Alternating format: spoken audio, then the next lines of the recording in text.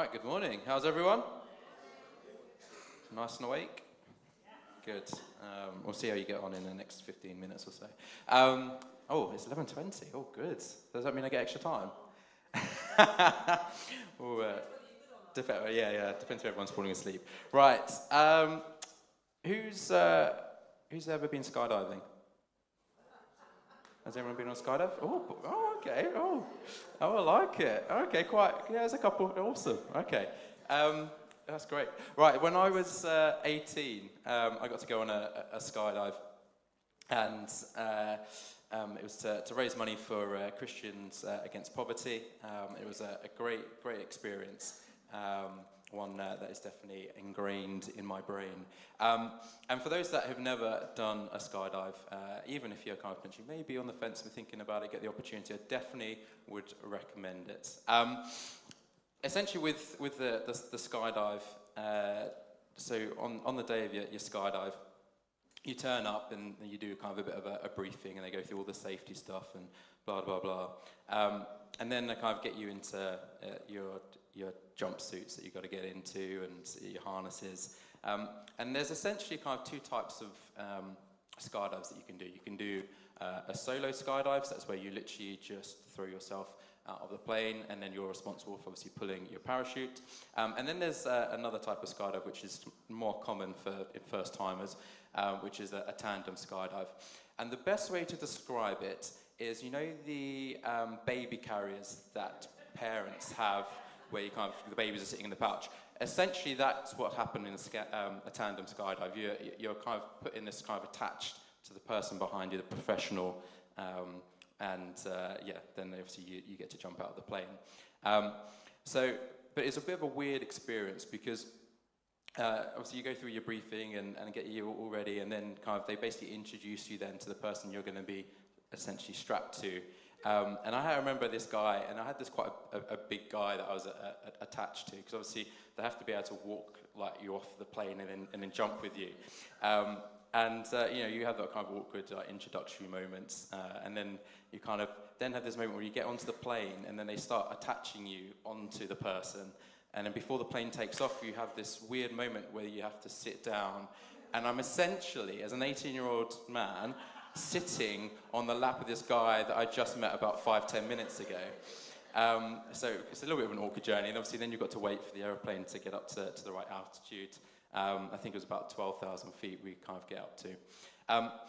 And then once you get to the right altitude, then they go, right, everyone ready, and everyone stands up, and then the back of the plane like opens out. And I just remember kind of you're looking down as people are gradually kind of jumping out of the plane, and then it kind of get to your moment, and again you got that awkward because this guy's so big, I remember just being like on my tiptoes, just almost being carried along to the back of the plane. And you get to that point where you're on the edge of the plane, like the precipice, and I'm not really someone that would describe themselves as like, I don't have a fear of heights, but I just remember being there, and you have to wait until they say it's okay to jump. And just, and you've got to hold on to your arm, so you're literally just there like that, waiting for the other person to jump. And I just remember looking down, obviously you've got 12,000 feet, like, between you and the ground below. And this sudden, and as an 18-year-old, you do dumb stuff. I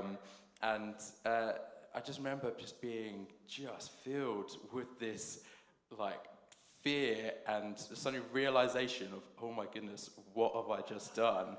And then you get the moment where you jump out of the plane, and there's a couple of seconds, and I was fortunate enough, my parents actually paid a photographer to go with us, so I've got a video and photo of it. And there is a great shot of me jumping out of the plane, like literally just out, and I look terrified. Just the realization of that there's no escape. I'm out of the plane, and it is literally just, me, this random guy, and we're heading 12,000 feet towards the ground. And then as you start falling, and you can reach kind of up to 120 odd miles an hour, and you suddenly kind of like, you get this freedom, and you get your hands out, and got the wind just absolutely flying past you. And it's an amazing, incredible adrenaline rush that you get as you're hurtling through the air. And then, and I think this bit probably gets overlooked, and I just found it was an incredible moment, obviously, when they pull the parachute, and then you're there in the sky, and there's this real sense of just stillness and quietness. You've got the ruffling of the wind in the parachute, and you're just there dangling, like, on these strings with a bit of material above you, floating down to the ground. But there's an amazing moment where you can look around, and because of you normally it has to be kind of blue sky weather when you do a skydive, and you can look around and you can just see the horizon everywhere you look, and so much so that obviously as far as you're looking, like, you can just about kind of start seeing the curvature of the earth, and you're just in this moment of just complete, for me, I just remember being like complete awe, like just this amazing like creation, and it kind of really makes you think, like, I don't understand how people can get into those situations and be like, yeah, this was just an accident, like, and not see the beauty and just be like filled with absolute wonder and awe. And this is kind of what I felt God speaking to me about for this morning, is this sense of recapturing a sense of awe and wonder of God. This sense of, obviously, we've been talking about the holiness and what holiness means. And for us to recapture what it means to really understand what a holy God is, what the holiness of God. And so that's the kind of what I want to be unpacking today. Because I do believe that we've lost a sense of that understanding. So hopefully that this morning that there can just be a sense of fresh revelation of what it is, what like this holy God that we have, what that means. It says in Proverbs 9, verse 10, that the fear of the Lord is the beginning of wisdom. I think it's always quite interesting. You mentioned kind of fear, and people are like, well, you can't, fear God. Perfect love casts out fear. But we'll explore a little bit later kind of what that fear really means. But in essence, we're trying to unpack and understand what it means to be around and kind of filled with the wonder and awe of his creation, and the wonder and awe. Yeah, I can have, yeah. Sorry, microphone's crackling a lot. We'll see if this one works, Andrew. All right. Yeah, there we go. Maybe a little bit better. So yeah, just kind of recapturing that awe and wonder of God. Had this quote, which I don't know the source. I would love to say it was me, but that's not true. And it says this. It says, "We have become far too familiar with the God we hardly know." I'll say that again because there's a lot in there. We have become far too familiar with the God we hardly know. And I think, especially in the Western church and in today's culture, obviously we understand grace, and we walk in grace, and we understand what God and Jesus did on the cross and through his resurrection. But I often think that we have an over-familiarity of God where we lose the fact of the bigness of God, his holiness. If we read in Isaiah chapter 6, and we've across the couple of weeks, many people have spoken kind of on this, so you might recognize it, but I'm going to kind of break it down a little bit more. So if you do have your Bibles, open up to Isaiah chapter 6. We're just looking at kind of verse 1 to 6, and it says this: "In the year that King Uzziah died, I saw the Lord, high and exalted, seated on a throne, and the train of his robe filled the temple. Above him were seraphim, each with 6 wings. With 2 wings they covered their faces, with 2 they covered their feet, with 2 they were flying. And they were calling to one another, 'Holy, holy, holy is the Lord Almighty. The whole earth is full of his glory.' At the sound of their voices, the doorposts and threshold shook, and the temple was filled with smoke. Woe to me, I cried. I am ruined, for I am a man of unclean lips, and I live among a people of unclean lips. My eyes have seen the King, the Lord Almighty.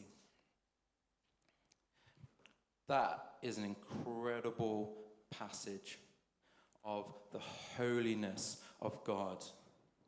You've got so much in there. And I really felt, as God was speaking to me about kind of what to share about this morning and to bring, that we've just scratched the surface of what it means for holiness. Like we've gone in and we're just kind of wading through, and maybe we've dipped our toes, or kind of maybe the water's kind of about ankle deep, but we're just kind of at this surface level of understanding what holiness means. Obviously, we've spoken about how holiness is to be set apart. I think it was Ali's first preach where, he mentioned this passage where he was saying, the seraphim, when they say holy, holy, holy, they're saying separate, separate, separate, different, different, different.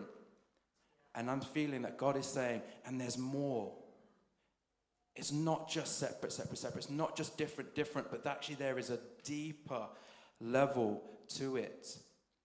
Holiness, when we're speaking about godly holiness and God's holiness, is a little bit like a 3D word, where you can look at it from so many different angles. Holiness and God's holiness, when we talk about that, it's not just an attribute of God. It's not just a characteristic. It is his nature. So when we say he is a holy God, and you've got these seraphim that are saying holy, holy, holy, they're not just saying, we've got this holy God. It's holy in power, holy in majesty, holy in mercy, holy in grace. Whatever you can attribute to God, it is holy, because he is holy. And it's that I feel that God is saying, I want you to grasp even just a little bit more of the bigness of my holiness. So the holiness of God refers to the unparalleled majesty of his incomparable being and his blameless, faultless, unblemished moral purity. God is eternal, preeminent, omnipotent, omniscient, omnipresent. He was, is, and will be before all things. He is ageless, tireless, and faultless. He is beyond full human comprehension. That, and that's not even everything, that is starting to get a little bit deeper into a holy God and what a holy God is. I love Isaiah's response as he's there, and a little bit of background with this Isaiah chapter 6. Isaiah's been the main prophet, and it says in the year that King Uzziah died, and King Uzziah was considered to be a godly king, and he died mainly because he did something stupid, and I can imagine Isaiah's kind of watching as he's just seen this godly king who's done something stupid, and now he's died, and he's thinking, what next? Like, what's going on, God? So, like, what are you doing? And then God takes him up, and he takes him into his throne room, where God is sitting on his throne. And it's saying to Isaiah, it doesn't matter what's going on around you. It doesn't matter about the chaos and carnage that you're seeing where you are, because there is still a God, a holy God on the throne. And I think that can be applied in our own lives, and especially obviously the crazy world that we live in right now and at the moment, with everything kind of just seems up on its end. And actually God's saying, I'm still on the throne. I am still on the throne. I am a holy God, and I am on the throne. And you have Isaiah watching and looking at God, and you've got God's train that fills the temple. Okay, this isn't a small train. This fills the temple. And you've got these seraphim going round. And as the seraphim are speaking, the doorposts and thresholds are shaking. And then Isaiah is there. Woe is me.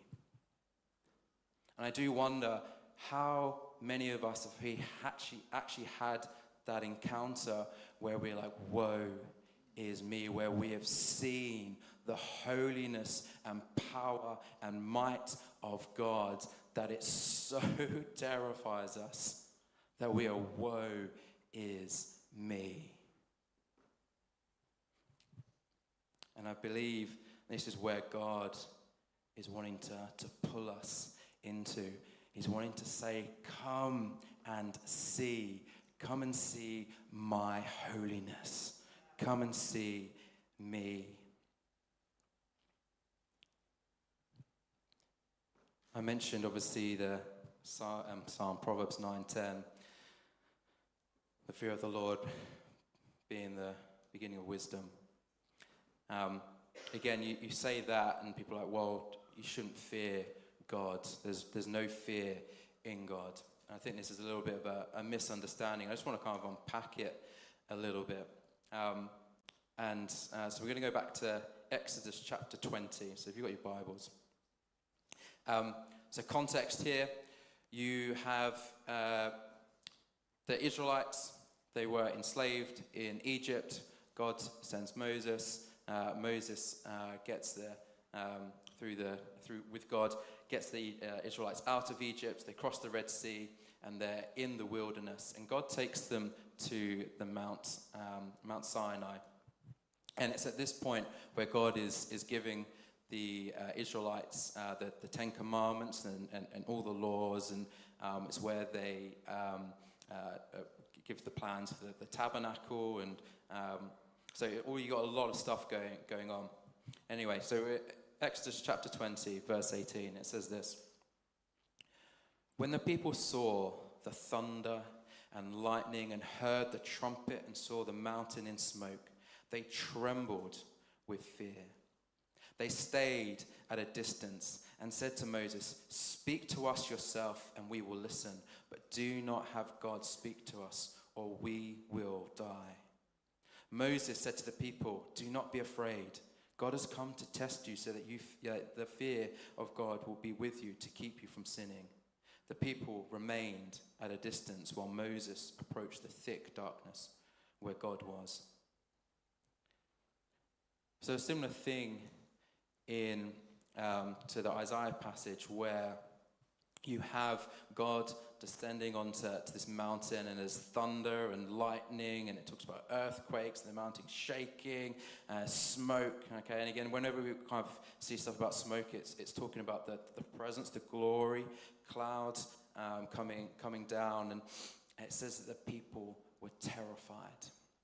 And there's two types of fear in this passage, and this is where we want to kind of make sure we're getting into the right fear of God.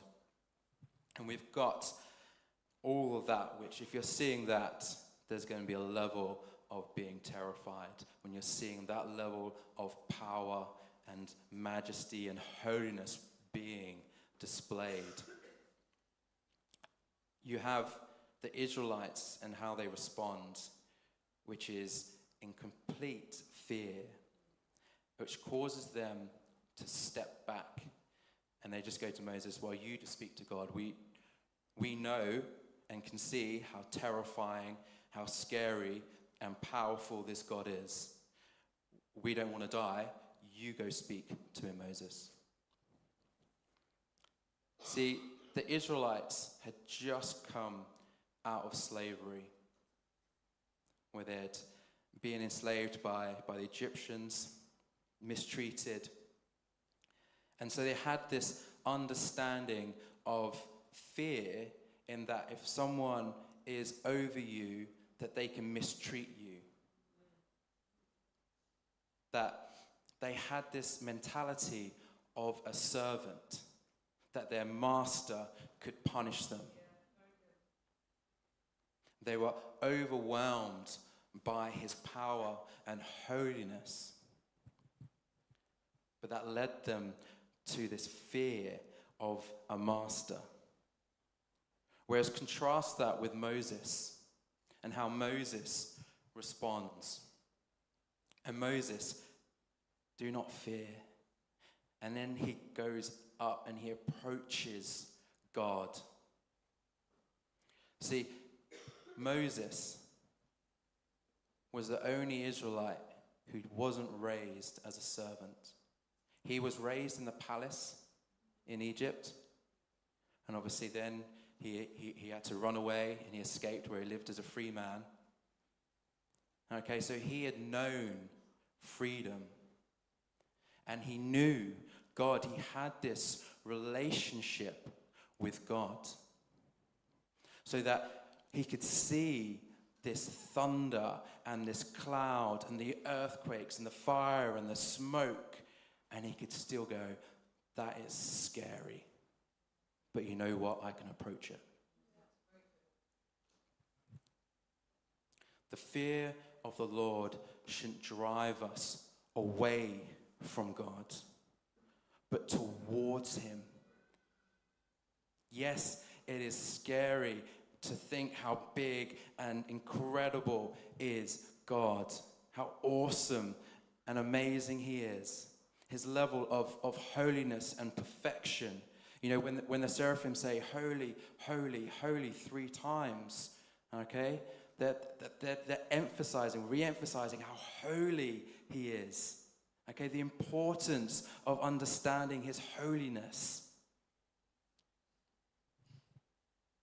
The fear of the Lord should pull us towards God. And as Rod was preaching last week about this need to submit to God, when you have the right fear of God, this holy fear, it brings you to a place of humility, because there is something that is much bigger, more powerful than you are. And it's a level of humbling ourselves so that we can be obedient to him.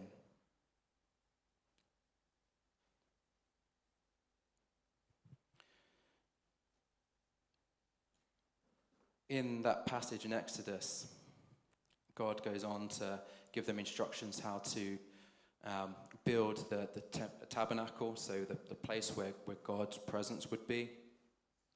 Obviously, you can feel free to go read it. It's very, very lengthy. But it's very interesting that God cares about all these little tiny bits of detail.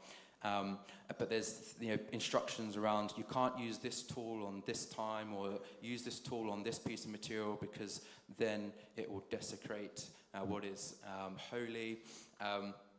And so it's all these interesting bits. But within the tabernacle, you had this place where the Holy of Holies was. And that was where the presence of God would be. Now, the high priest, so Aaron at the time, was the only one that could go into the Holies of Holies. And he could only go in once a year on the Day of Atonement. And if he was clean. So he had to go through all these rituals to get into that place.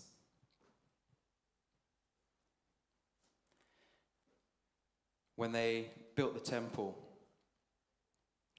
to get into the Holy of Holies, they had the veil, which in Jesus' time would have been about 60 foot high, 30 feet wide, and about 4 inches thick.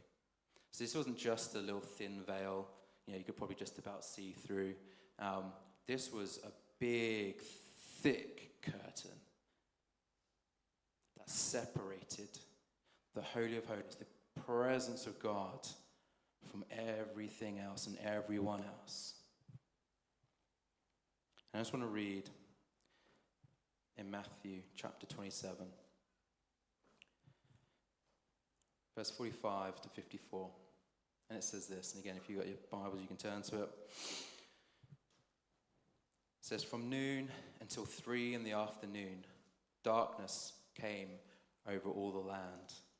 About 3 in the afternoon, Jesus cried out in a loud voice, 'Eli, Eli, lema sabachthani,' which means, 'My God, why have you forsaken me?' When some of those standing there heard this, they said, 'He's calling Elijah.' Immediately, one of them ran and got a sponge. He filled it with wine vinegar, put it on a staff, and offered it to Jesus to drink. The rest said, 'Now leave him alone. Let's see if Elijah comes to save him.' And when Jesus had cried out again in a loud voice, he gave up his spirit. At that moment, the curtain of the temple was torn in two from top to bottom. The earth shook, the rocks split, the tombs broke open. The bodies of many holy people who had died were raised to life. They came out of the tombs after Jesus' resurrection and went into the holy city and appeared to many people. And when the centurion and those with him who were guarding Jesus saw the earthquake and all that had happened, they were terrified and exclaimed, 'Surely he was the Son of God.'" Going back to that Exodus passage with the Israelites at the mountain, and these guys being fearful of seeing the majesty and holiness of God coming down on the mountain. And then you have Jesus on the cross. Again, you've got darkness and an earthquake. And you've got the centurions and those that were guarding Jesus being terrified. And what was their response? Surely he was the Son of God.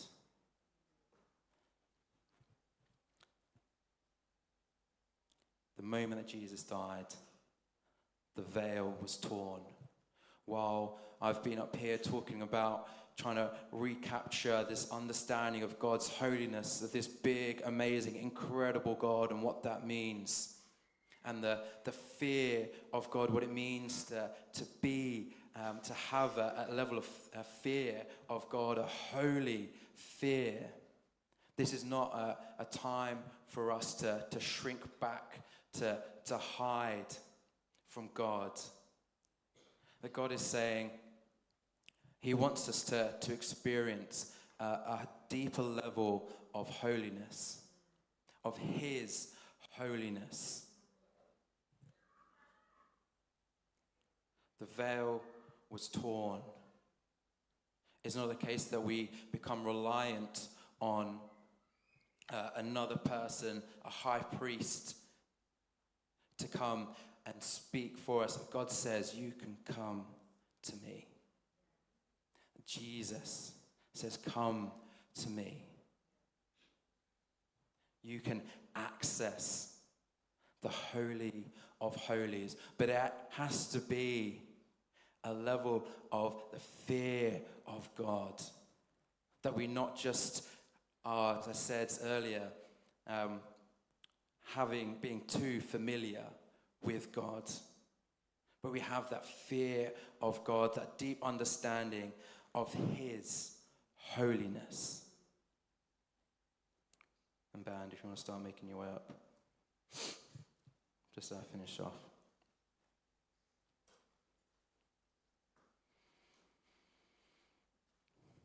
In the Old Testament, the main thing around holiness was separating. So they'd separate themselves from everything and everyone, and if you touched certain things or did certain things on certain days, and you missed the mark, then you were unholy, you became defiled. But God says, "I am holy. Be holy."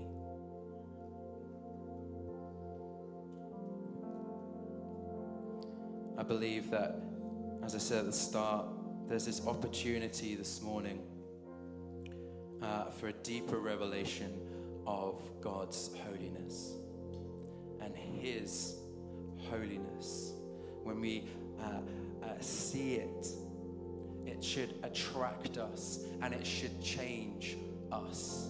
To change how we behave, how we speak, how we interact. It's to change every part of our life. I believe that this morning that God is just wanting to reveal more of His holiness to us this morning. So if you want to stand.